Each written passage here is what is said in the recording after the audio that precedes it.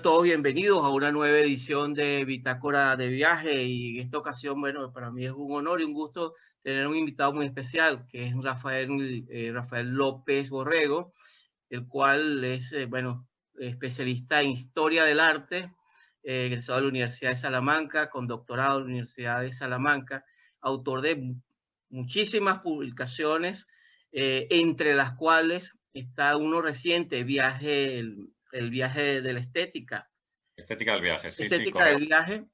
Eh, la vanguardia del arte para los niños, ¿sí? Esto es. También hay una publicación sobre las vanguardias históricas para niños. Tiene dos partes. Hemos editado una primera parte ahora que va más o menos hasta lo que serían las primeras vanguardias, quizá el surrealismo sea la última de las primeras vanguardias. Y después estamos trabajando, bueno, yo por lo menos ya lo he entregado a la editorial, una segunda parte con lo que serían las segundas vanguardias después de la Segunda Guerra Mundial. Interesante, y entiendo, pues estuve revisando un poco el trabajo que es una manera de introducir a los niños en el arte, Rafael. Claro, Las la idea vanguardias. la idea de ese trabajo es que ellos puedan conocer un poco las vanguardias, porque eso está explicado de una forma no muy complicada, ¿sabes? Quiero decir, muy accesible para todo el mundo. El libro en realidad estaría dirigido más a padres o profesores que quieran trabajar con los niños y que les puedan explicar realmente cómo es cada uno de los movimientos. Y después lo que hace el libro es que plantea un taller para que los niños puedan realizar y pintar como un pintor cubista, como un pintor fauvista, como Interesante. un pintor dadaísta. Esa es un poco la idea. O sea, hay información y también hay una parte práctica pues que los profesores o bien los padres puedan utilizar con los niños. Bueno, además es un libro riquísimamente ilustrado y fenomenalmente hecho, la verdad. Te voy a hacer una pregunta Sí, sí. como padre. ¿Por qué es importante? Porque es importante en esto, particularmente en estos tiempos, la conexión con el arte en los niños y en los adolescentes. Es una pregunta que puede parecer sencilla, pero te lo No, hago difícil, desde pues el... no. ¿Qué dices? Es complicadísima esa pregunta. Mírate, mira. Sí, es muy difícil. Mira, hay algunos pensadores que dicen que el arte nos salva y quizás por eso sería importante, porque en el arte podemos encontrar aquellas cosas, ¿vale? Que quizás no vemos en la vida real o de las cuales no nos percatamos en la vida real. Así que aunque a veces sea una copia de la realidad, esa copia nos puede inspirar otro tipo de cosas diferentes, ¿no? Es decir, a veces tú puedes sentir una, no sé, una pasión tremenda por una pintura de Mark Rothko, por ejemplo, y sentir cosas delante de ella, tener una experiencia estética que no habías tenido hasta ese momento y dices, pero hombre, si estos son dos líneas que están pintadas aquí con una brocha encima del cuadro, pero quizás el arte nos salva de esa manera, es decir, nos produce unas experiencias que ninguna otra cosa es capaz de producir. Por eso el arte yo creo que es tan grande y por eso Uf, hablamos de él y llevamos tantos siglos tratando de hablar del arte y de las cosas que nos proporciona y que si la belleza, que si lo sublime, que si no sé qué. Entonces, todo ese tipo, esa experiencia que nosotros tenemos delante de la obra de arte realmente nos salva y nos transmite una información y nos produce una sensación que yo creo que no es capaz de producir ninguna otra cosa. es que de allí, del arte, hay algo que ha sido interesante, ¿no? Que es la conexión del arte con la mitología. Ujú. Tú publicas un libro que yo estoy fascinado con tu libro, que es un libro maravilloso que sale en el noviembre del 2020, que se llaman Criaturas Mitológicas. Así es. Los que nos están escuchando, quiero recomendar el libro porque es un libro a los que les encanta la mitología, los que quieren iniciarse en la mitología, incluso gente que tiene mucha experiencia ya con el tema de la mitología. El libro de Rafael es un libro que maravillosamente introduce el elemento de la geografía y la historia y la evolución de ciertas criaturas, porque es un universo hablar de criaturas mitológicas, pero por lo menos yo encuentro que este libro, Criaturas Mitológicas, Rafael, tú haces un trabajo de integración, pero también nos das elementos, porque no es un libro muy extenso, sino que va a lo conciso, pero que te enriquece. Y yo quiero preguntarte, estoy muy curioso, ¿qué te motivó a escribir este libro, Criaturas Mitológicas? Bueno, nosotros, la verdad es que yo hice una entrevista en mi canal de YouTube, que yo tengo un canal de YouTube. En mi canal de YouTube hice una entrevista a un niño pequeño, que se llama Ajá. Andoy, Y entonces, Andoit tenía 10 años, ¿vale? Y entonces, bueno, yo el verano lo paso en un pueblo muy pequeñito que tiene unos 200 habitantes o así. Pero bueno, en verano nos juntamos varios amigos allí y tal. Y bueno, pues este verano nos juntamos en el pueblo y entonces, ya te digo, el niño me dijo que le gustaba mucho la mitología y yo le dije, oye, ¿por qué no hacemos una entrevista en el canal mío de YouTube y hablamos? Y entonces el chaval fue tremendo, era una cosa tremenda cómo se desenvolvía él con tan solo 10 años y cómo conocía pues diferentes criaturas, como yo qué sé, el cerbero, por ejemplo, que no aparece en el libro, pero bueno, del cual se podría hablar, y de Hades, del inframundo y tal. Él Wow. tenía un conocimiento tremendo. Es un vídeo que, ya te digo, se puede encontrar en mi Sí, canal. sí. No, a raíz de eso, entonces, hablé con la editorial con la que yo trabajo estos libros, que son libros digitales, ¿vale? Que se llama Parolas Languages, la editorial. Y entonces, pues dijimos que por qué no hacíamos algo parecido. Y entonces yo probé a hacer un texto sobre la diosa Venus, ¿vale? Y bueno, hice el texto y llegué a la conclusión de que el texto era demasiado truculento y que no podía estar dirigido a los niños porque en realidad esto era una historia de violencia y tú sabes, ¿no? Era una cosa excesivamente macabra y todo esto, ¿no? Entonces, ese texto en realidad me sirvió de base para cambiar un poco la perspectiva de lo que habría que hacer, ¿no? Entonces, hablé con la editorial y le dije que por qué no hacíamos o por qué no podíamos hacer una evolución de las diferentes criaturas mitológicas, varias de ellas, no todas, pero varias. Me parece que en el libro tenemos 8 en total, Sí, sí. desde los orígenes que ellas tienen, que puede ser un origen que no es el clásico, o sea, que no sea griego o romano, sino que sea anterior, como le ocurre a algunas criaturas, y después ver cómo han evolucionado a lo largo de la Edad Media y cómo llegan a nuestros días esas figuras. Y yo Exacto. creo que ahí, en ese estudio, quizás en esa evolución, podía estar la aportación, ¿no? Yo creo que si quieres contamos un ejemplo, porque Por favor. uno de los más curiosos que nosotros tenemos es la historia de Ulises, ¿no? Y de la sirena. Es decir, la imagen que nosotros tenemos de la sirena, yo creo que es la sirena de Splash, que es una película del año 1984, Correcto. que es Correcto. una mujer muy Oh, bella, sí, sí. rubia, todo esto, ¿no? Desvalida incluso, que necesita ayuda y demás, pero es que el origen de la sirena en realidad es un pájaro. Es un pájaro, es como una especie de gallina, ¿vale? Que tiene la cabeza de una mujer y que canta fenomenalmente bien, atrayendo a los marineros que estaban cerca de la isla de Capri, que es más o menos donde se supone que ellos que andaban por allí, ¿no? Entonces, claro, ¿cómo evoluciona o cómo pasamos de esta imagen de un pájaro con cabeza de mujer a una mujer a la cual se le ve todo el torso, además, ya no solamente la cabeza, y que tiene el cuerpo de un pez, ¿no? Y que incluso es capaz de transformarse, es una mujer bella, y ya ha dejado de cantar pues, para convertirse en lo que llaman, sobre todo en el romanticismo, por ejemplo, la sirena coqueta, ¿no?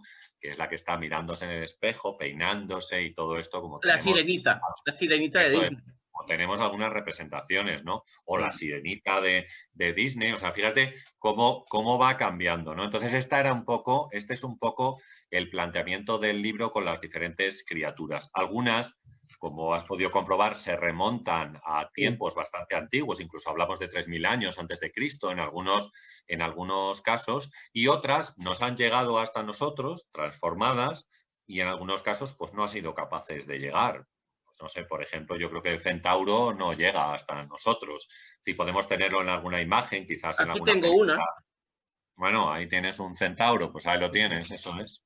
Pero bueno, quiero decir que no llega tanto como otras figuras, como pueda ser, por ejemplo, el unicornio, que yo creo que, fíjate, el unicornio, que es una figura curiosísima y que finalmente se ha convertido digamos, símbolo de la comunidad LGTBI, Sí, por sí, sí. ejemplo. Sí, sí, ¿Vale? sí. Es una cosa curiosísima también, o sea, cómo desde el origen del unicornio, como un animal fantástico y demás, hasta un símbolo de esa comunidad. O sea, quiero decir, el estudio es bastante curioso de ver cómo van sufriendo esta evolución. Fíjate, hablando de las sirenas, porque antes comentábamos, una de las cosas más curiosas que yo encontré es la sirena con 2 colas. que sí, se da, bueno, increíble, que se da en la época románica sí. y que posiblemente se da porque resulta que lo hacían para adaptarlo a los capiteles que había en las iglesias del siglo XII y que posiblemente pues viene de ahí, pero no tenemos ninguna noticia de que existieran en los libros o en la mitología en general esta sirena con dos colas, pero en algunas iglesias románicas aparece, lo cual es una Fíjate, cosa, me resultó muy fíjate curiosa. qué Dime, dime. sincronización tenemos, que estaba precisamente antes de comenzar, estaba revisando aquí este libro, el Diccionario de Monstruos, y hay una Ujú, imagen que es una imagen, vamos a ver si lo consigo, que es una pictografía del Perú, ajá, donde se habla precisamente, si lo consigo acá, eh, es precisamente una figura con dos colas. Eh, ujú, es precisamente lo que tú narras, es encontrado, es una figura que la llaman la arpía en sí, Perú, pero que sí, está sí. presente con dos colas y se encuentra Ujú, sobre todo en los lagos. ujú, Viene toda esa mitología ya más acá en sí, Sudamérica y sobre sí, todo Titicaca, etcétera, etcétera, ujú, ¿no? ujú, ¿Cómo evoluciona, por ejemplo, el caso de la sirena? Porque la ujú, sirena forma parte de ese mundo acuático, de ujú. esas mitologías, de esa mitología del mundo acuático. ¿Cómo evoluciona? ¿Cómo ha sido la evolución, por ejemplo, en la Edad Media, en el imaginario medieval? ¿Y cómo va Ujú. Es que evolucionando sí, sí. hasta nuestros tiempos, Rafael? ¿Sabes lo que pasa? Yo creo que hay veces, es que en la época medieval, uno de los problemas que tienen es que no tienen los textos en algunos casos. Entonces los han oído y no saben realmente cómo son las figuras. Las intentan adaptar, es decir, se ha hecho una mención en un texto, pero no tienen la descripción mitológica de cómo era exactamente la figura. Entonces, por ejemplo, la sirena, antes hemos dicho que es un pájaro, ¿vale? Tiene pinta de una, no sé, más como una gallina, ¿eh? Que otra cosa. Pero bueno, con la cabeza de mujer, sabemos por la historia de Homero que nos cuenta en la Odisea de Ulises que estaban en torno a la isla de Capri, en esta zona de Italia, en el mar Mediterráneo, y allí es donde intentaba atraer a los marineros. Hay una imagen muy curiosa porque dicen que normalmente se la suele representar o se les solía representar con un montón de huesos, como una especie de colina de huesos, donde los marineros que habían sido atraídos habían muerto de inanición porque extasiados por los cantos de las sirenas no eran capaces de comer ni nada, estaban ahí medio abobados, ¿no? Con los cantos de la sirena. Bueno, esto hasta que llega Ulises. Ulises, como sabemos, le advierten de lo que tiene que hacer, poner cera en los oídos de la tripulación, ¿vale? Para que a él no sean capaces de oír nada y que no le desaten a él, porque se ha atado al mástil y él sí se ha dejado los oídos destapados, ¿no? Entonces, para que nadie le haga caso, digamos, no sean capaces, aunque él lo pida de desatarle, pues sucede esto. Y hay una cosa muy curiosa porque dicen en algunos de los textos mitológicos que como Ulises pasó, o sea, no cayó en la tentación de los cantos de las sirenas, estas se arrojaron al mar. Entonces, quizás al arrojarse al mar, como para perder la vida, de ahí es de donde viene realmente este cambio que nosotros tenemos de pájaro a pez, ¿vale? Vale, Por ahí podría estar a lo podría mejor estar. la idea de ese cambio, ¿no? Que después, como vemos, con el paso del tiempo, se va asumiendo como una realidad. Es decir, las sirenas ya no tenían la función del cántico para atraer a los marineros, sino que ya están en el agua porque se habían arrojado allí una vez que no convencieron a Ulises para que bueno, pues estuviera ahí cerca de las playas, ¿no? De Capri, como hemos dicho, Sí, por sí, sí, ahí, ¿no? sí, Eso sí. es. Entonces, yo creo que por ahí viene el cambio, ya te digo, en muchos casos en la Edad Media hay muchas cosas que se confunden, por ejemplo, en la Edad Media es fácil confundir al Minotauro con el Centauro. Y lo confunden, de hecho, en algunos casos, de hecho hay alguna pintura en la que están representando el mito de Teseo y el Minotauro y el tío al que está agrediendo Teseo realmente es un centauro. O sea, quiero decirte, tienen ciertas dificultades a Sí, veces para fijar la iconografía de los personajes y yo creo que eso hace que en algunos casos se produzcan estos cambios, vamos, o se lleven a cabo este tipo de cambios, ¿no? Hemos hablado de la sirena, eso, esta sirena coqueta de la cual nosotros hablamos, pues no aparecerá hasta principios del siglo XIX prácticamente. O sea, antes es una representación monstruosa, como decimos, de un ser con 2 colas o con varias colas, ¿vale? Y que bueno, pues es una, pues una encarnación, digamos, de algo perverso, porque ya sabemos la utilización que sobre todo se hace en la Edad Media de la figura de la mujer como símbolo de pecado en muchos casos y demás. O sea que, la casa de brujas, etcétera. En las iglesias románicas y iglesias góticas se suele utilizar, digamos, con este sentido más que otra cosa, ¿no? Ahí dentro del libro, uno de los capítulos que más me atrapó, me han tenido muy, de hecho tengo un cuaderno aquí lleno de notas porque de verdad que tu libro es sumamente rico en citas y en referencias, es a un personaje que es trágico dentro del concepto de la mitología, que es la Medusa. Bueno, tremendo. Sí. Que aquí la tengo, ¿no? Por cierto, con Atenea, ¿no? Y aquí está la Medusa como escudo, como franela, como la agarraron para todo. Que hay un mito, que hay una cosa de trasfondo que muchas veces pasa, ¿no? Que en el mito de la Medusa está la Atenea, la diosa Atenea, la señora de la estrategia, del orden, y es una figura trágica porque es la Medusa, que es la sacerdotisa, está completamente dedicada al templo de Atenea, es raptada, violada por Poseidón, y no conforme con eso, Atenea la castiga. No solamente que la transforma en un monstruo, sino que es un aspecto poco tocado en los mitos, ¿no? Sí, y no solamente con eso, también es que prepara al héroe para que le dé muerte. O sea, es muy trágico la historia de la Medusa. Pero hay algo antes de darte que me fascinó el origen también de la Medusa. Eso no lo había escuchado en ninguna parte. ¿Podrías hablarnos un poquito de eso? Pues fíjate, para mí fue una sorpresa también, claro, realizando la investigación, buscando siempre los antecedentes de las criaturas y demás. Yo creo que hay varias cosas ahí que son interesantes. Es decir, la primera que encontramos es que hay 3 gorgonas, o sea, eran 3 hermanas, ¿vale? Y las 3 gorgonas tendrían su origen en España, que es una cosa que a mí me dejó tocadísimo también. Me tiene, wow, ¿cómo es esto? Sí, sí, pues ¿Y en qué parte de España sería más o menos ubicada? En el sur, porque en el sur de España hay una, bueno, esto sería anterior, pero más o menos en el año 500 a.C. nosotros tenemos una civilización que se llama Tartesos, es una civilización que ha venido posiblemente de la zona de Siria, Jordania, ¿vale? De esta zona de Oriente Próximo, y que se han establecido en el sur de España y se dedican a comerciar con la trilogía mediterránea. Tú sabes que es el trigo, el vino y el aceite de oliva, que son principalmente las cosas que se producían en el país, ¿no? Entonces, a través del Mediterráneo, pues van sacando comercio y demás.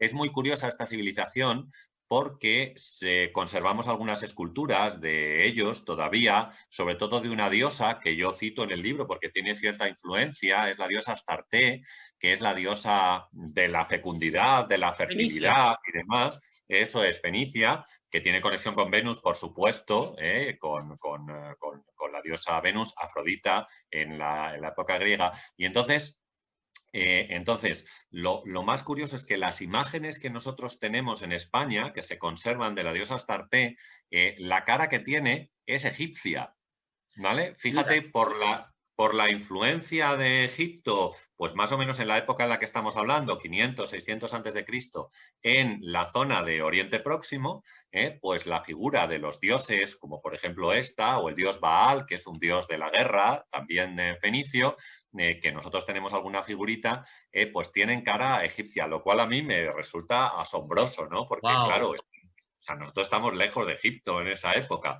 pero fíjate, la influencia de Egipto en la zona hace que lleguen a España este tipo de figuras. Bueno, os cuento todo esto porque parece que el origen hay quien dice, mitológicamente, el origen de la civilización estaría en una figura héroe que se llamaba Gerión. Y Gerión había vivido en la península ibérica y, de hecho, tendría relación por ser el padre o el abuelo de estas 3 gorgonas que decimos, ¿vale? De las gorgonas, de las 3 hermanas que serían muy bellas, ¿vale? Que serían muy bellas, pero que, como sabemos, pues eso, la que se llamaba Medusa, pues fue transformada bueno, pues en esta criatura tremenda. La verdad es que la medusa, en realidad, lo que haría sería un símbolo para asustar a la gente, porque se la describe normalmente con una especie de chillido abrumador,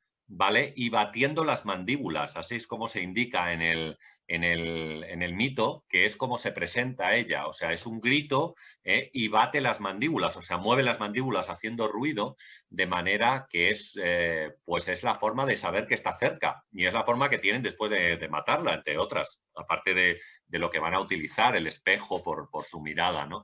Entonces, claro, lo que tú cuentas o lo que has contado, a mí me sorprendió, pero es que hay un estudio editado que se hizo en la Universidad yo creo que fue o bien de Cádiz o de Sevilla, ahora no recuerdo, tengo la cita bibliográfica por ahí, en la cual nos hace toda la descripción del origen de las gorgonas en España y de la transformación de Medusa concretamente, y después del paso de Medusa a Grecia. O sea, una cosa es increíble, de verdad, increíble, Interesantísimo. ¿eh?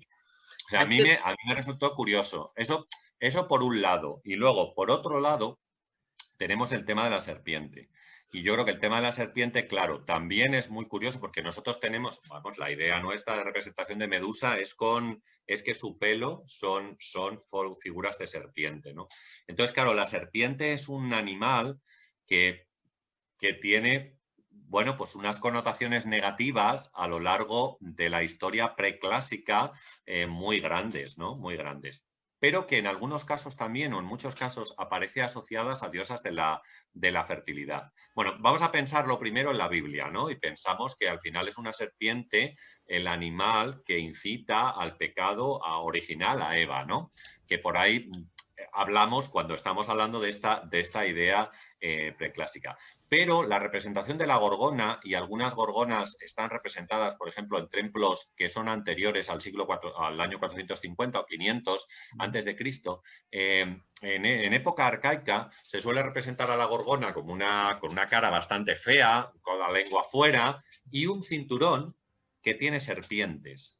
¿Vale? Es decir, el tema de la serpiente está asociado a la gorgona incluso antes de la transformación de Medusa, por la razón que sea, porque lo mismo eran como el coco, ¿no? Que lo utilizaban para Exacto. asustar a los niños o alguna cosa de esta. Hay una representación que yo hablo de ella en el libro también y que a mí me resulta, me gusta muchísimo, que es la diosa de las serpientes que nosotros tenemos en el templo de Noxos, que apareció en el templo de Noxos en Creta, ¿vale? En Creta, y que es una mujer, que es una diosa de la fertilidad en realidad, porque lleva el pecho descubierto, y está sujetando en sus manos unas serpientes, ¿no?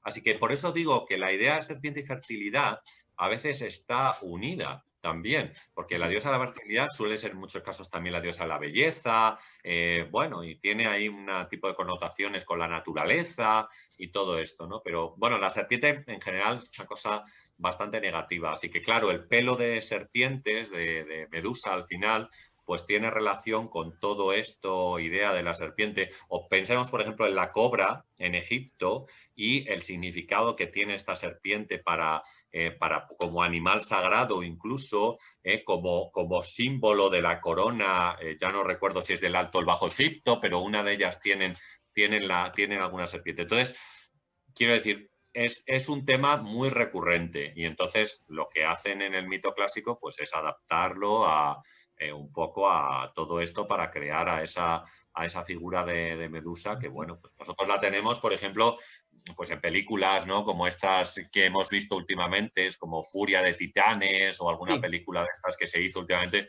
pues aparece ahí la historia de Medusa, o por lo menos la ducha de Medusa, ¿no? Como tú dices, es que la historia es tristísima, porque esta pobre mujer no hace nada. No, O sea, es ella una víctima.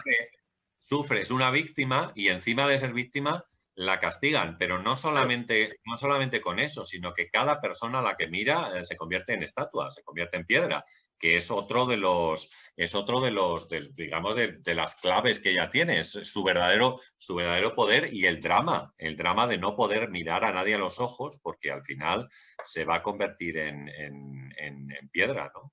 En estatua, con lo cual pues es tremendo. Hay dos imágenes que me evoca tu relato.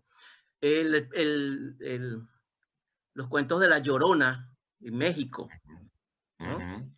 De esta mujer que lloraba y que desaparecía en los caminos y que sencillamente pobre el que la encontrara. También me evoca mucho la historia de la Baba Yaga, la bruja Baba Yaga, ¿no? Pero también me evoca esta imagen de la mujer del Mediterráneo vestida de negro con una hermosa cabellera y furiosa, ¿no? Sí, llena de ira, ¿no? Sí.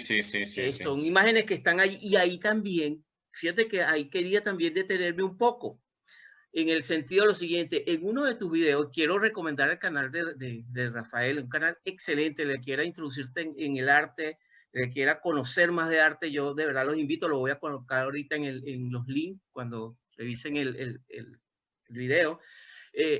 Hay una parte que a mí me parece que es increíble y que tú tocabas, y que es muy referente, que es la diferencia entre la imagen, de image and picture.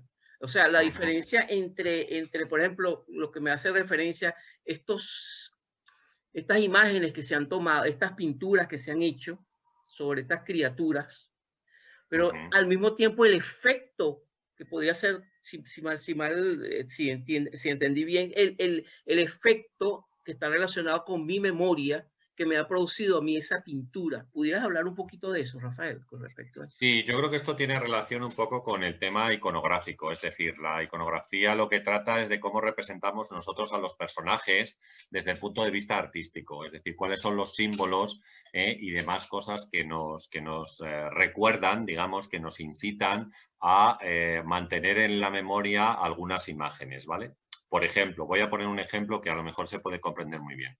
Si nosotros pensamos en la Piedad de Miguel Ángel, que es una escultura muy conocida, ¿vale? Y observamos algunas de las imágenes de guerra que nosotros tenemos o algunas de las que han ganado el WordPress Photo, por decir algo, aparece alguna mujer que tiene a su hijo en brazos. Esta idea de tener al hijo en brazos, aunque no sea la misma posición que la Piedad, evoca a nosotros, en nosotros, el recuerdo de la primera imagen, porque iconográficamente la tenemos en la cabeza, es decir, somos capaces de reconocerla. Con lo cual, esa imagen de esta mujer que sujeta el cuerpo de su hijo muerto a lo mejor en la guerra, digamos que al recordarnos lo anterior, nos atrae, nos gusta, porque realmente la conocemos, porque ha despertado en nosotros eso que estaba ahí oculto, no oculto, sino que estaba en nuestra memoria y que nos sirve para asociar una imagen con la otra. Y yo creo que, bueno, esto tiene que ver con Ernest Jung, ¿no? Yo creo que tiene también, nos habla un poco de esta idea de la asociación de cómo asociamos las imágenes. E iconográficamente, yo creo que nosotros tenemos un montón de imágenes en la cabeza, ¿sabes? No nos damos cuenta de ello, quizás no somos conscientes, ¿vale? Pero al final nos recuerdan, porque cuando las vemos tenemos esa sensación de déjà vu, de que las tenemos dentro y las podemos sacar. Vamos, me vale con el ejemplo de la Piedad o me vale a lo mejor con alguna de las criaturas mitológicas exactamente igual, porque el tema de la serpiente, como decimos, es un tema que lo tenemos ahí, es decir, culturalmente nosotros tenemos el tema de la serpiente hablando, bueno, desde el punto de vista católico, porque tenemos una cultura católica, sabes, mucho más, pero vamos, es así, está presente en nuestra vida. Entonces, bueno, pues... Fíjate que ahí estoy totalmente de acuerdo contigo. Hay un libro maravilloso que se llama Imágenes psicológicas de la serpiente y el león. Ajá. No sé si lo conoce, de Bárbara Hanna. Mira, no lo conozco, pero bueno. es una editorial maravillosa, se llama Fata Morgana, es mexicana, y de verdad los libros de Fata Morgana son, pero interesantísimos. Y precisamente yo estuve revisando todo el trabajo que estás haciendo y sobre todo en respecto al libro, y me puse explorar un poco el mundo de la serpiente desde una perspectiva junguiana, desde una alumna de Jung. Quería leerte algo muy breve acá. Sí, sí. Es lo siguiente, ¿no? Tiamat, dice ella, en Babilonia era una figura muy parecida a Gea. También era una diosa madre primigenia con atributos de serpiente. Y era venerada principalmente por el miedo que producía sus características destructivas. Más tarde fue vencida por Marduk, un héroe de ellos. Los ejemplos pueden multiplicarse al infinito. Para nosotros trataremos de apegarnos a Gea y Delfos lo más posible como parte de la conexión que tenemos con la serpiente. Y es interesante porque en esta parte del texto ellos exploran la serpiente también con otras características, por ejemplo, el oráculo de Delfos, Apolo. O sea, también no es únicamente el aspecto destructivo o la imagen que nos puede generar la serpiente, sino también la connotación como un ser sabio, como un ser que tiene otras connotaciones. Yo creo que la serpiente en realidad tiene una conexión importante con todo el tema de la fertilidad. Ya te he dicho, no solamente por la diosa esta de las serpientes de Creta, sino que anteriormente, fíjate, en el texto que tú lees, nos habla de la conexión con Gea, que es la madre tierra, con lo cual al final es la madre de todos, ¿vale? Entonces, quiero decir, esa conexión con la fertilidad está en la figura de la serpiente. Y yo creo que sí que la tiene, Aparte de que tenga, por otro lado, unas connotaciones negativas o de miedo, ¿sabes? O de, digamos, de poder atacar o de este tipo de cosas, ¿no? Sí. El veneno, todo este tipo de cosas, pero bueno. Y me recuerda también esto cuando tocas el tema de la Biblia, de Adán y Eva, el tema de Lili. El tema que era algunos textos, algunos investigadores especulan de que la serpiente pudiera ser Lili. Todo ese mito que ya es hebreico y que nos remonta, mira, a 3000 años. Estamos haciendo un viaje, pero enorme. Y hay una cosa que también me llama la atención, Rafael, que tú haces dices que al final hace una relación con la mujer fatal, ¿no? Por ejemplo, como muchas de estas criaturas, por ejemplo, la sirena, la medusa, finalmente en nuestro siglo XXI las encontramos muchas veces, sobre todo en el siglo XX, ¿no? En el cine, también es la fotografía. ¿Qué nos puedes decir de eso? Pues simplemente que va cambiando el gusto. Y entonces, como cambia el gusto, lo adaptan más o menos al gusto de la época. Fíjate que es curioso que pasa con la esfinge también, ¿vale? Otra de las figuras que pega un cambio y en el siglo XIX, a finales del siglo XIX, durante el romanticismo y principios del siglo XX, lo representa como una mujer fatal. Pues la esfinge era una criatura que se dedicaba ahí a hostigar y matar a la gente que llegaba a la ciudad de Tebas, ¿no? Que si quieres luego hablamos del mito de Edipo, que es una cosa, otro tema, vamos, abiertísimo, tremendo.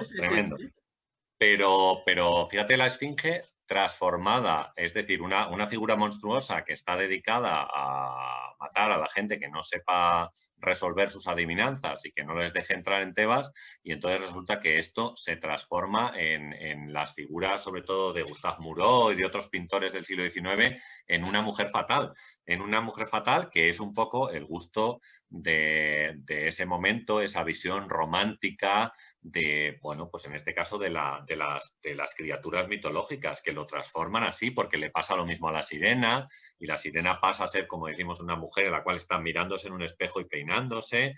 Es bastante curioso, cómo en algunos casos se adaptan, digamos, al gusto de la gente del momento, que yo creo que al final luego es una situación que ha sucedido a lo largo de toda la historia del arte, es decir, con otro tipo de cosas, es decir, la mentalidad va cambiando y entonces al tiempo que va cambiando la mentalidad también cambia la iconografía de las figuras, ¿no? Desde esas, pues no sé, por ejemplo, los Cristos románicos del siglo XII que parecen ahí una estatua que no se mueven, que no sufren, que no tienen ningún tipo de sentimiento, ¿vale? Comparado con algún Cristo gótico del siglo XIV o del siglo XV que están desgarrándose en la cruz y no son capaces de sujetarse, ¿no? Del dolor que tienen. Entonces, quiero decir, al final el tema es el mismo, pero se va adaptando al gusto de cada momento, ¿no? O la contención, por ejemplo, que tenemos en los Cristos que hacen, pues no sé, en el siglo XVII, que hace Velázquez, o en el siglo XVIII de Goya. De Goya hay una cosa muy curiosa, porque Goya quería entrar lo voy a contar, vamos, Goya quería entrar en la Escuela de Bellas Artes de San Fernando, que era un poco como el único lugar donde se podía aprender artes en España en esa época, que estaba en Madrid, está todavía, en la Escuela de Bellas Artes de San Fernando, y entonces resulta que pues él quería hacer un tipo de figura muy movida y demás, un Cristo crucificado que tuviera como más movimiento. Pero la gente que estaba allí pues estaba muy influenciada por el neoclásico y entonces hace un Cristo copiando a Velázquez. Por ejemplo, le pone un apoyo en los pies para que la figura no tire para abajo, le pone 4 clavos en vez de 3 porque así sufre menos, el Cristo está vivo porque si no está mirando al cielo como diciendo, bueno, ¿por qué me has abandonado? Pero no tiene ninguna sensación de sufrimiento, ¿sabes? O sea que, fíjate, adaptado al gusto de lo que querían los señores de la Escuela de Bellas Artes de San Fernando, Goya hace este Cristo y le aprueban. Y entonces pudo pasar a formar Interesante. parte de la escuela con esa figura de Cristo crucificado de Goya, por contar un ejemplo, pero vamos, yo creo que es simplemente porque o sea, nos adaptamos al gusto de cada momento, ¿vale? Y nosotros, aunque no seamos conscientes de ello, también tenemos un gusto o cosas que nos gustan más que otras. Lo mismo tenemos que ir a las revistas estas de papel cuché para darnos cuenta de lo que realmente nos gusta. Pero esto es un gusto que puede cambiar perfectamente en muy poco tiempo. Es decir, por ejemplo, la visión de la mujer en los años 20, esta mujer liberada, que juega al tenis, que fuma, que tal, no tiene nada que ver con la de los años 50, ni tiene nada que ver con la de los años 90. Es decir, Va cambiando. vamos cambiando, ¿no? Vamos cambiando. Y entonces, claro, pues también las figuras, y en este caso las criaturas mitológicas, se van adaptando un poco también bueno, pues al momento en el que nosotros estamos. Con lo cual, pues yo creo que por ahí hay que ver esta idea de La evolución, ¿no? idea. Y Mm. también el hecho de que yo encuentro que precisamente estaba viendo una serie de, de estos especies de animación llamada Ujú. Sangre de Zeus. Ah, bueno, he visto algún capítulo, sí, no la he visto entera, ¿eh? Sí, Eh, sí. por supuesto, no está adaptada, no es Mm, una adaptada a la mitología clásica. Hay una especie de híbrido, de sí. mezcla de cosas, pero me parece muy bien, es muy interesante lo bien trabajado que están las Mm. figuras, las imágenes, las Sí, sí, figuras, las está pinturas. bien, estaba bien hecha, sí, sí. Ya te digo que he visto 2 o 3 capítulos, no he visto entera, pero sí me llamaba la atención. La verdad es que yo no soy mucho de animación, lo siento, es así. Yo No es que me tampoco, llame, no es que me eh, guste muchísimo, pero bueno, me interesaba el tema también por verlo un poco y comencé a verla en Navidades, pero bueno, luego me lié con otra cosa lo mismo y después ya no he continuado, la verdad. Pero vamos, sí, sí, estaba bien hecha y estaba bastante interesante, para conocer un poco pues el tema. A mí, una de las cosas que más me sorprende de la mitología, o sea, es cómo los dioses en muchos casos utilizan a los humanos. Decía, mira, ya no me acuerdo si fue Aristóteles o quién fue, que los dioses en realidad lo que hacen es que tienen envidia de los humanos, porque es que los humanos pueden morir. Mientras que sí. ellos no pueden, no mueren. Entonces, como tienen envidia, pues se dedican a tomarles el pelo todo lo que pueden y todo el tiempo. Y entonces, oye, les someten a una serie de sufrimientos tremendos, brutales, ¿no? Me evoca también esto de eh, todo está tan interconectado, porque es como esa idea, ¿no? Que hay unos autores, y sobre todo en ciencia ficción, sobre que somos la raza humana, somos una experimentación de dioses que somos, ¿no? Y entonces ese concepto de los dioses que nos crearon desde el punto de vista de la mitología griega que se remonta a otras culturas, porque hay algo interesante, ¿no? La intersección de civilizaciones. Claro, tú fíjate, tú has citado a Apolo antes y Apolo no es un dios griego. Apolo es vamos, lo mimetizan de Oriente Medio. ¿Vale? De la zona de Siria y demás, y muchos otros, pues exactamente igual. O sea, esta Afrodita que hemos dicho antes, pues tienen conexiones con todas las diosas estas de la fertilidad, de la diosa madre, de tal. este tipo de cosas. O sea, en muchos casos tienen alguno que es propio, pero en muchos, vamos, la mayoría están mimetizados. El templo de Apolo. Apolo, además, es el primero. Tú has citado antes el oráculo de Delfos, por ejemplo. Y el oráculo de Delfos estaba dedicado a Apolo, ¿no? Yo creo. Sí, A sí, ver, sí, no sí, me claro, equivoco, claro, sí, ¿no? sí, sí, ¿Verdad? sí, sí, sí, correcto. Vale, vale. Eso es, ¿eh? Sí, sí. La mayoría de los oráculos, porque había 2 o 3 más también, pues estaban dedicados a este dios, que era uno de los primeros que llegó a Grecia. Ten en cuenta, por ejemplo, que en la Odisea, ya Homero nos señala que el templo que estaba a las puertas de la ciudad de Troya era un templo dedicado a Apolo. Un templo dedicado a Apolo. Y en teoría la ciudad de Troya, no sabemos exactamente, ¿no? Pero eso pues puede suceder en torno al año 1200, 1300 antes de Cristo. Aunque esto entre comillas, ¿vale? Claro. Porque no sabemos no sabemos muy bien. Pero vamos, sí, esto está mimetizado de figuras que vienen de Oriente Medio, claro. Rafael, cuando tú tocas, hay un tema, un capítulo que me ha gustado muchísimo, que es cuando tú te dedicas a la exploración de el Centauro. Uh-huh. Y precisamente yo estaba revisando, acá tengo, incluso lo dices en la página 63 del libro, dices, mitad animal, mitad humano. Es un enlace entre el mundo de los vivos y los muertos, ¿no? Uh-huh.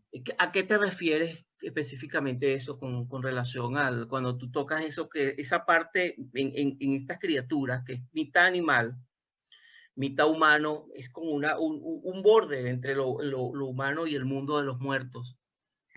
Sí, tú sabes además que es que el origen del centauro es bastante curioso, porque resulta que Tenemos. parece ser, ahí tenemos al centauro, eso es, parece ser bueno, pues no recuerdo exactamente el año, pero sería antes de época clásica, hacía bastante tiempo antes de época clásica, lo mismo estamos en siglo VIII, siglo IX, o la primera vez que los griegos vieron en el norte de Grecia, además, fue a alguien montado en un caballo, lo confundieron con un centauro, porque para ellos era una asociación que era imposible esa. Es decir, cómo un hombre iba a estar montado encima de un caballo. Entonces pensaron que era mitad humano, mitad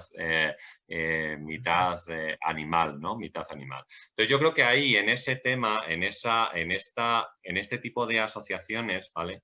Es donde podemos encontrar una conexión con lo fantasmagórico, si quieres, que tiene que ver indudablemente con el tema de la muerte, o bien el espectro, que si quieres también podemos comentar un poco sobre Claro, sí, sí, sí, esto. yo sí, sí, sí, claro. Entonces, ahora si quieres hablamos un poco de Edipo y mentamos el tema del espectro, que yo creo que ahí nos encaja un poquito mejor.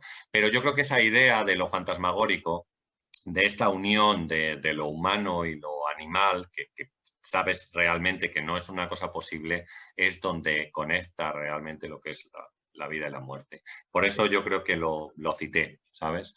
Así que eso sería. Además, era posible que los primeros que vieron montados en un caballo eran personas que habían venido de países, pues de Armenia, ¿vale? De esta zona, de allí, de Kirguistán, Iberia, de estos países, ¿no? sepa, Así que es posible que vinieran de ahí, y ellos, claro, no podían aceptar que un hombre montara un caballo, y entonces lo juntaron, porque pensaban que era una sola figura, en realidad eran dos, que es un poco el origen de la figura del centauro, ¿no? Pero sí. eso.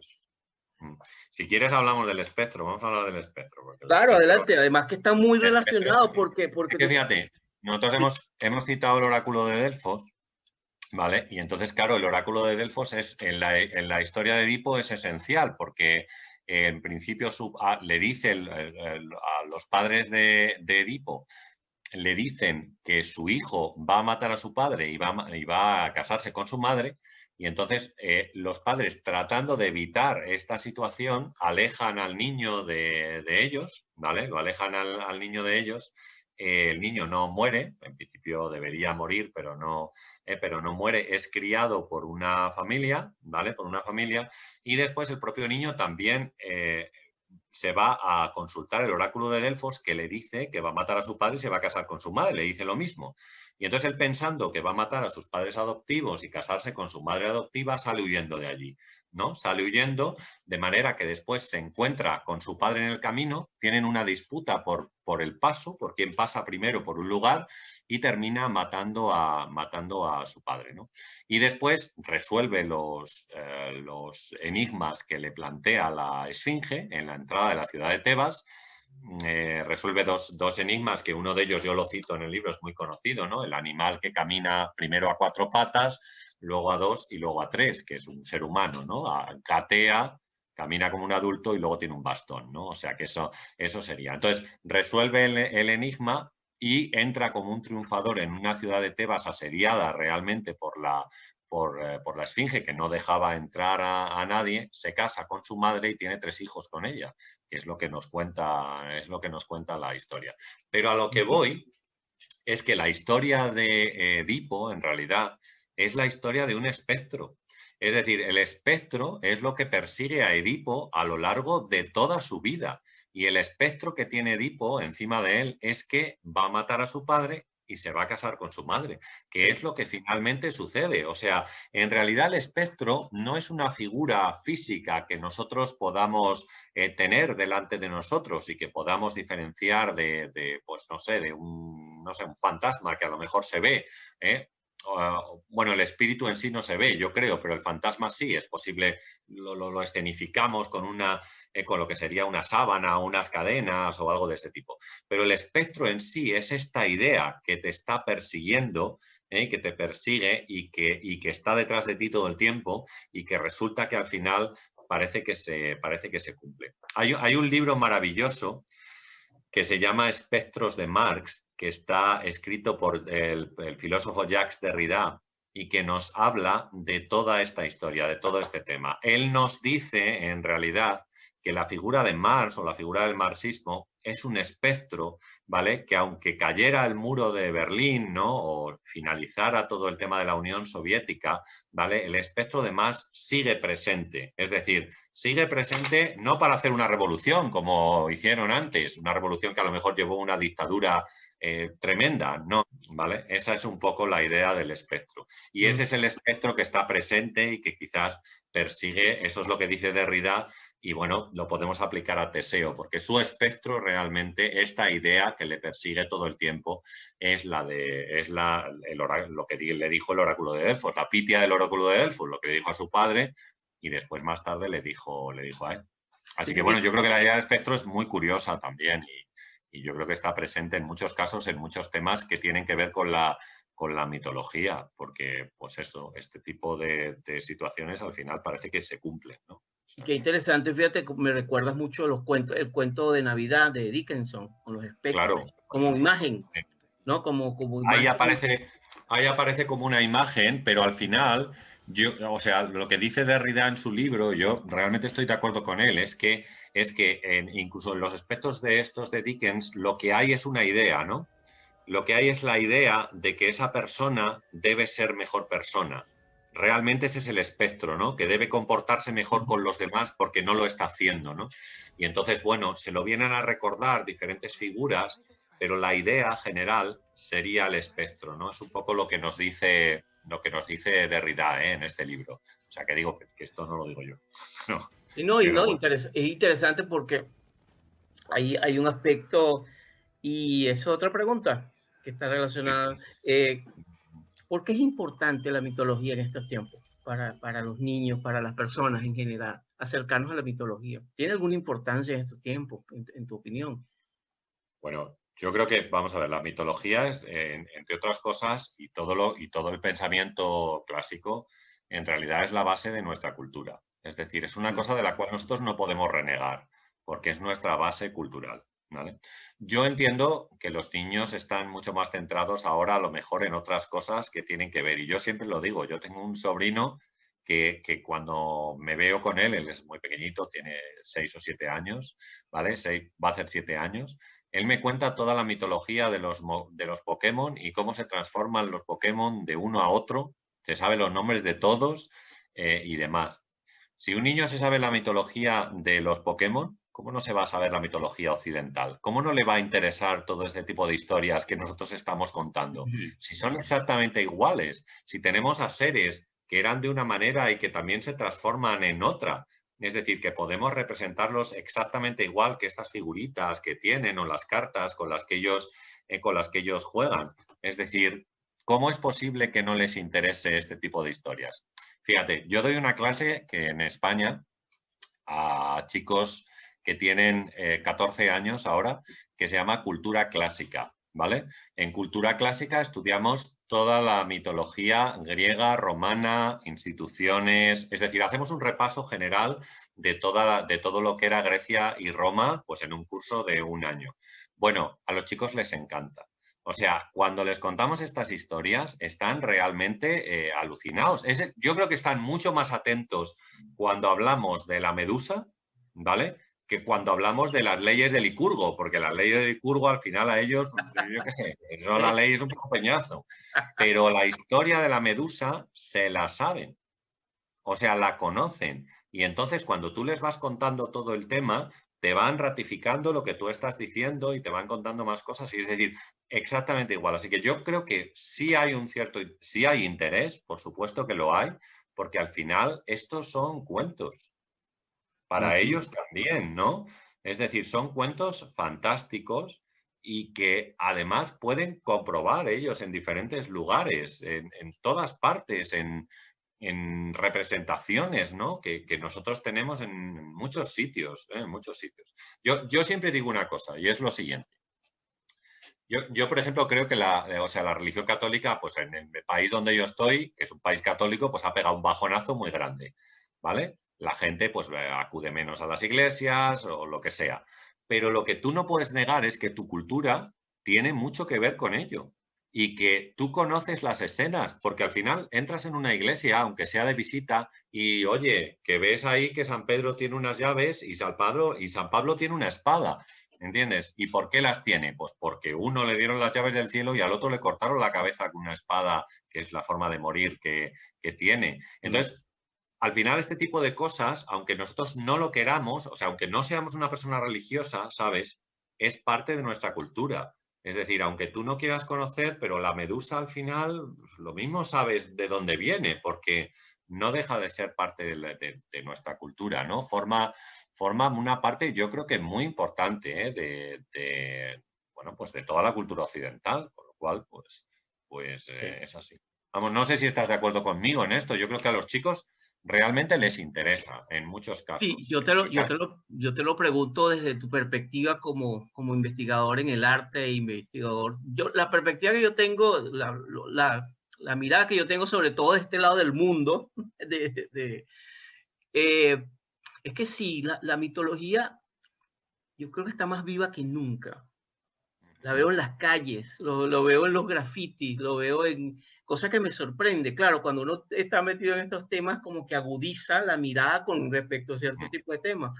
Pero yo veo una generación, sobre todo creo que las últimas dos décadas, específicamente en el cine, ha habido un retomar del mundo de lo mitológico, no necesariamente en el mito, es que como lo decía Joseph Campbell en Mitos que Vivimos, él hablaba de que nosotros, si, en la medida en que tenemos conciencia de los mitos, también podemos incluso seguir, darnos cuenta de qué tipo de mitos estamos viviendo en un momento determinado. Por ejemplo, yo me estaba haciendo esta pregunta, Rafael, ¿qué tipo de mitos estamos viviendo con respecto al COVID en estos momentos? ¿Qué tipo de mitos pudieran ayudarnos inclusive? Porque los mitos también, mucha gente me ha dicho, además hace mucho tiempo, yo soy un lector de mitos de muy joven, básicamente por lo mismo que tú dices, porque me parece interesante, me parece la historia. Pero a lo largo de mi vida personal, yo siento que el haber leído mitos muy joven me ayudó mucho en momentos de dificultad. Por ejemplo, cuando evoco a Ulises, el viaje de Ulises, eh, yo tengo 14 años fuera de mi país, que no he podido regresar. Yo soy venezolano. Y, y muchas veces lo que me ha evocado ha sido el mito de Ulises, en muchos casos, en muchas partes del viaje, ¿no? Y, Y como eso creo que los mitos están allí también para ser aprovechados, ¿no? Y por eso me ha parecido tan interesante el trabajo que tú estás haciendo, ¿no? Porque también te estás llegando a los niños. Pero yo Claro, sí, yo veo un, sí, yo lo veo vivo. sí. Es que yo creo que por ahí, o sea, en muchos casos o sea, el problema que tenemos en general es que estamos tremendamente distraídos por la imagen y la imagen en movimiento nos tiene totalmente abstraídos en nuestra sociedad en general. Entonces, en muchos casos, el problema de los mitos es que no se conocen, pero para los niños, digo. Pero estoy seguro, como te digo, que cuando les cuentas la historia es que les encanta. O sea, que conectan perfectamente con ella porque le están hablando de lo mismo que ellos tienen en sus juegos, en sus consolas y demás. Y luego todo esto, como tú estás diciendo, yo creo que en parte también hay una recuperación porque al final interesa, pues en diferentes plataformas.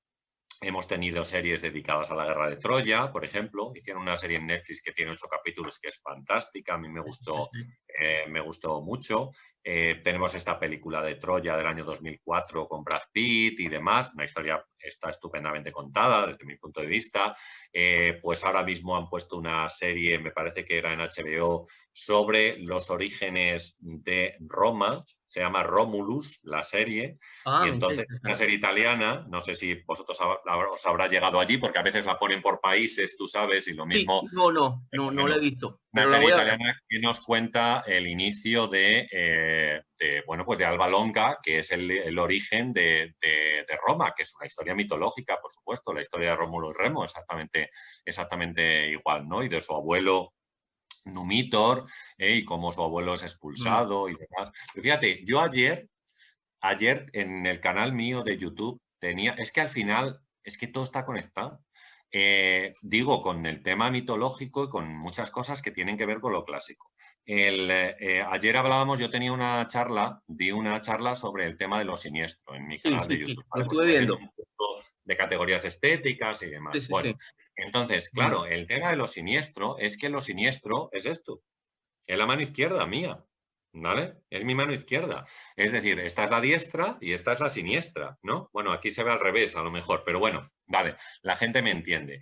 Entonces, claro, ¿de dónde viene? ¿Cuál es el origen de lo siniestro? Pues lo siniestro está en los augures griegos que cuando interpretaban el vuelo de las aves, ¿vale? Pues parados ellos en el oeste, si venían que los pájaros venían por el norte, es decir, por su izquierda, ¿vale? Esto era un símbolo de mal augurio. Entonces, quiero decir, ¿cómo sabemos esto? Pues porque era así desde época clásica. Y entonces para nosotros lo siniestro, esta sensación tiene unas connotaciones negativas, ¿vale? La palabra siniestro en sí tiene unas connotaciones negativas por esta razón, porque si los pájaros venían por la izquierda, mal augurio, ¿vale? Ujú. Eso es. Que a Numitor le vinieron, o sea, al abuelo de Rómulo y Remo, le vinieron los pájaros por la izquierda, le abrasaron los ojos y le echaron de la ciudad, ¿vale? Porque no llovía, entre otras cosas. Pero bueno, quiero decir que, ¿ves?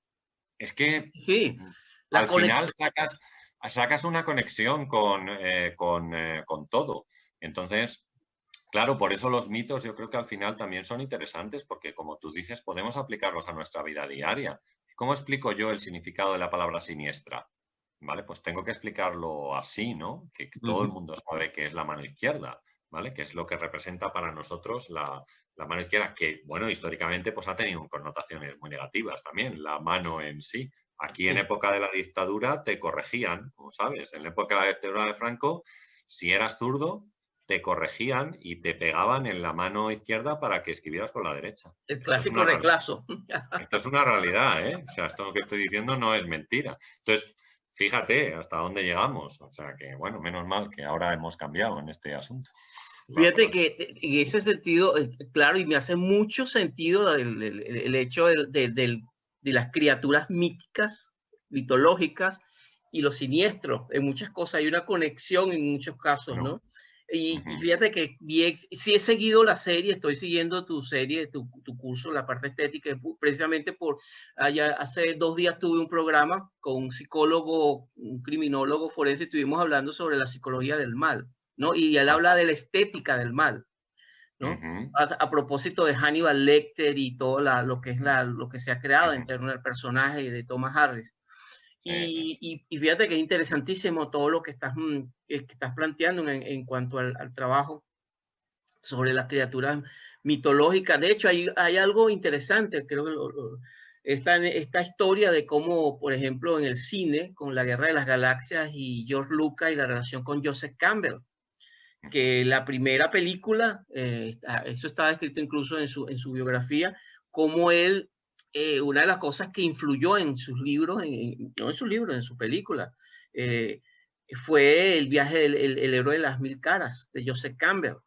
Y como incluso Joseph Campbell lo asesoró, él estuvo en el rancho de George Lucas hablándole sobre mitología y él se adentró en la parte, y ahí fíjate que como hay una especie de analogía, cuando uno ve entre otros ejemplos, hay muchísimos ejemplos, el cine yo lo veo dotado completamente, cuando uno estudia mitos, uno puede entender ciertos mitos y puede entender mucho con el cine, ¿no? Hay una conexión allí directa.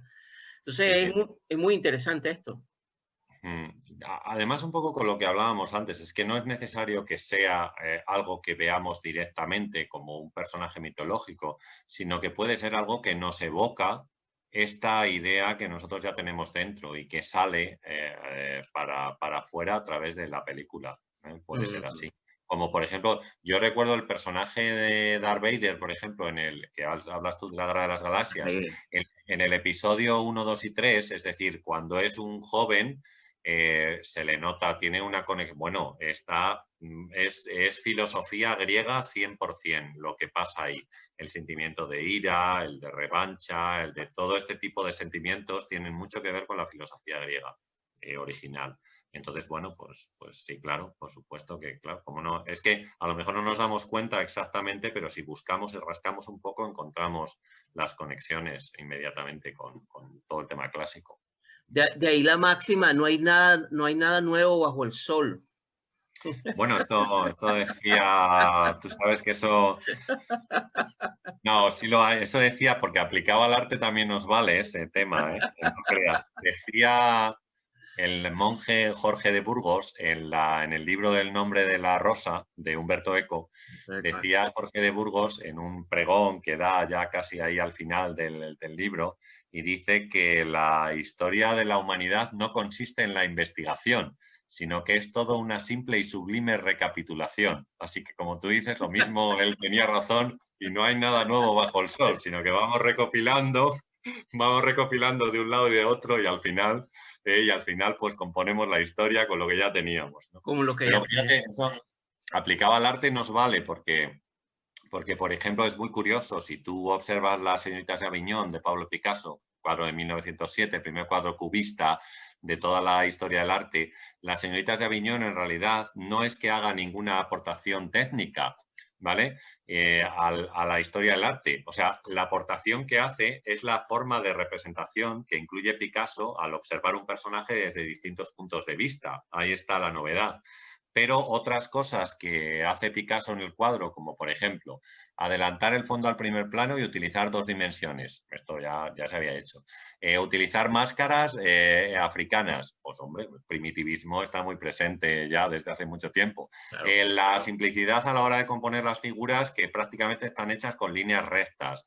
Bueno, pues nada, este tipo de pintura tenía mucho que ver con el románico, donde también aparecen ojos grandes y almendrados, que Picasso los utiliza. Y ya te digo, lo único que aporta Picasso es la disposición de los ojos, boca y nariz de un personaje tomados desde distintos puntos de vista. Pero aportaciones nuevas ahí en las pictóricas, el resto estaba ya. O sea, no era nada que ya... Lo que pasa es que yo creo que, claro, en esa recapitulación de la que nos hablaba Jorge de Burgos, nosotros podemos recapitular, pero a lo mejor la mezcla de lo que recapitulamos nos sale original. Y ahí está, y ahí es donde Picasso, por ejemplo, en la mezcla que hace de todas esas cosas, al final le sale un cuadro que revoluciona toda la pintura del siglo XX. Exactamente, sí, es un tema interesantísimo, ¿no? Porque hay otro tema paralelo a esto que lo acabas de decir, que también a mí me hace reflexionar mucho, y tú lo tocabas en uno de tus programas, Rafael, que es la sobresaturación de imagen. Sí, bueno, yo tengo escrito bastantes cosas sobre el tema, sí. No, es algo tremendo, ¿no? Porque, claro, estamos hablando, pasamos de este mundo de la mitología, de Sí, imágenes que no, resuenan, no pero te frente a preocupes. eso también tenemos, especialmente, y todos nosotros, pero a mí me impacta sobre todo los chicos, los niños, que ya están con un celular conectados viendo cientos de miles de imágenes Claro, y, sí. y eso también es un tema, ¿eh? Sí, hay un libro también de un profesor aquí de la Universidad Autónoma de Madrid que se llama José Jiménez. El libro se llama Crítica del mundo imagen. Y entonces en este libro él nos dice una cosa que a mí me resulta interesante hablando de este tema, y es cómo podemos nosotros distinguir una imagen artística en la actualidad de otros tipos de imagen, ¿no? Interesante. Otros tipos de imagen incluirían los medios de comunicación, el diseño o la publicidad, ¿vale? Claro, acostumbrados, como tú dices, a coger el teléfono móvil y venga pim pam todo el día mirando y Venga, viendo miles y miles y miles de imágenes, al final no se queda grabada ninguna. O lo mismo, ¿cómo hacemos una distinción? Es decir, ¿qué nos aporta la imagen artística respecto a otras imágenes publicitarias? Y entonces, claro, ahí en esa distinción es donde deberíamos encontrar ese punto de conexión que decíamos antes que debería tener el arte, ¿no? Como una experiencia realmente, como algo que nos aporta vida, como algo que nos sirve yo qué sé, para establecer una reflexión, para ahondar en temas que no aparecen en esos medios de comunicación, ¿no? Y a lo mejor por ahí es quizás por donde podemos encontrar el tema. Así que sí, es una cosa muy curiosa, como tú dices, yo lo trabajo bastante. De hecho, el próximo libro que escriba, bueno, estoy trabajando en una recopilación de textos, pero quería trabajar también en un libro desde los orígenes de la imagen hasta el uso que hacemos de la imagen en la actualidad. Pero bueno, es un proyecto que a ver si a lo largo del año es posible, pero no sé, bueno, a ver cómo andamos. La verdad es que como te comentaba antes, yo en el colegio ahora mismo estoy a tope, es que no me da tiempo no te da prácticamente tiempo. Por eso te a doy. nada, porque, o sea, la docencia a veces la gente piensa que los profesores, que es que tienen tantas vacaciones que se lo pasan fenomenal. Si no paramos, o sea, yo no paro de hacer cosas y cuando acabo en el colegio, aquí estoy por la tarde, sigo haciendo cosas en casa, o sea que... Rafael, ¿las Bueno. clases son vía online o son No, vía nosotros presencial? las clases son presenciales, sí. Aunque Mm, tenemos bastantes restricciones, las clases son presenciales. Hay unas normas que se cumplen, todos los chicos están separados prácticamente 1,5 metros, 2 metros, todo el mundo tiene sus mascarillas puestas, las ventanas están abiertas o por lo menos hay una ventilación constante en las aulas y bueno, pues sí, es así. eso Estamos presencial. Yo creo 100 veces que es mejor presencial que online, sí, ciertamente, es mi ¿vale? Es experiencia. decir, el contacto directo con el alumno es muy importante, muy, muy importante en el aula. Y para el alumno yo creo que también tener a la referencia del profesor, no tenerlo delante de la pantalla, porque el aprovechamiento delante de la pantalla es mucho menor que en el aula. Evidencia. Aunque tenemos todas estas herramientas tan estupendas y fenomenales ahora, pero el aprovechamiento es 100 veces mayor en el... Absolutamente. Es mi Eh, opinión. no, yo estoy de acuerdo contigo, estoy de acuerdo. Y Rafael, bueno, muchísimas gracias, de verdad que te agradezco el espacio, ha sido Bueno, un pues nada, disfrute. yo encantado de haberte conocido y encantado de que hablemos. Y oye, pues nada, hemos hablado de uno de mis libros, uno de los últimos, como tú dices, que es un libro que yo estoy muy contento porque la verdad es que, como tú dices, buscábamos o yo buscaba también una manera de aportar alguna cosa y quizás de esta manera hemos conseguido un librito en el cual al final pues se aporta o se intenta aportar algo, ¿no? Sí, yo te lo ratifico, pues precisamente tanto me motivó que te, te- te busqué y tuviste la amabilidad de aceptar esta entrevista. Tiene un aporte y yo nunca o sea, el hecho de poder uno como lector comenzar a entender cosas, incluso desde la pintura, desde el arte, las imágenes están muy bien cuidadas, están muy bien tomadas. Y Sí, uno la verdad es que entender o es sea, una, esta es, editorial, esta oh, editorial que hemos hablado antes, que se llama Parolas Languages, no trabaja en papel, trabaja solo en digital. Con lo para, cual, la verdad es que luego el precio del libro es baratísimo. Es baratísimo. Desde mi punto de vista. Es que yo no sé cuánto eran, pero $5 o 5 euros o algo así. O Era sea, como en o $6. 7 o 6, algo así. O sea, quiero decir que no era una cantidad de dinero, yo creo, tremenda, ¿no? Para un gasto que puedas hacer. Y la verdad es que ellos trabajan muy bien y cuidan mucho todo el tema de la imagen. Sí. Entonces, bueno, pues oye, si se nota, yo me alegro, la verdad. No, se nota, y te agradezco que también sea en vía que uno la pueda bajar, porque a veces con estos problemas del shipping, del envío, tienes que esperar un mes, 2 meses, sino que listo. Se pierde mucho lo que es la conexión que uno tiene con el papel, sí, pero la idea esencial, que es el hecho, que yo creo que ahí está lo fundacional, se mantiene y la calidad se percibe, ¿no? En el trabajo. Además que no lo veo como un librito, lo veo como un libro, que es un libro claro, y hay un resumen, y eso me parece valioso, ¿no? Que son 3 páginas por criatura, 4, no sé cuántas, pero están bien tomadas, que es lo que uno agradece como lector. O sea, las ideas están bien sustentadas y cada línea está bien pensada y bien sustentada, y ya eso se agradece. Y eso sí le da un elemento, el hecho de que tocas la geografía, la historia, el arte, es valiosísimo.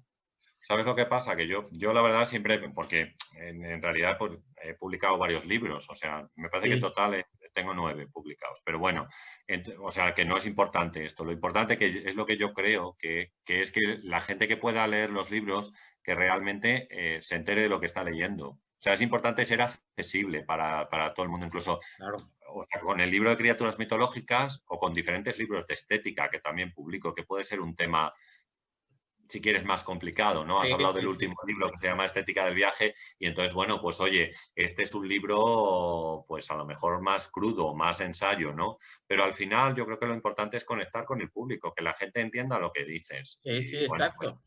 si finalmente lo logras, pues mira, tú me lo dices y yo estoy feliz ahora mismo. O sea que sí. Es un feedback desde el otro lado del extremo de en Oceanía, que te estoy dando este feedback y sí, es maravilloso. Bueno, estas son las ventajas del mundo en el que vivimos también, ¿ves? Que podamos estar uno en las antípodas de España y, oye, que podamos comunicarnos y hablar sobre estos temas. Eso es estupendo.